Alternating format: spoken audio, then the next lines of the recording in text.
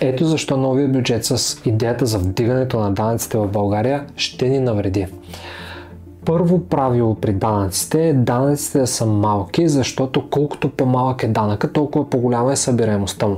Това се е доказало от двама от най-великите икономисти, заедно с инкасаторката за тока в нашото село. Тя казва така: като минавам да събирам пари, имам да събирам по 3 лева, който където срещам, веднага вади и ми ги дава. Като трябва да им събирам по 300 лева, се отлага за утре, за други ден. Същото става и в бизнеса в страната. Когато данъците са малки, никой не го бърка да ги внася, събираемостта е по-голяма.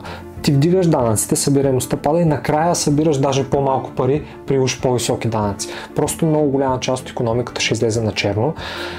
Белите работодатели, които иначе си плащат всичките данъци, външните инвеститори няма да дойдат в България или няма да останат в България, както се случва и с Лоутопия в момента. Много хора казват: да, но той не бил готин работодател. Какъвто и да е добър или лош, той е бил работодател на някаква група хора и тия хора в момента ще останат без този работодател. Той ще се премести в Китай, ще започне да произвежда някъде на друго място.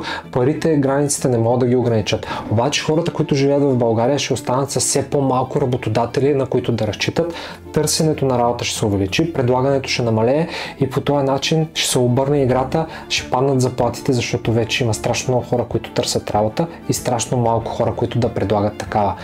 Изобщо никъде увеличаването на данъци не е предхождало дигането на стандарта на една държава. Всъщност в момента спъваш хората, които създават стойност в страната, за да храниш една супер раздута администрация, която души този бизнес допълнително и в края на краищата няма да има бизнес, който да храни администрацията. Нито хората.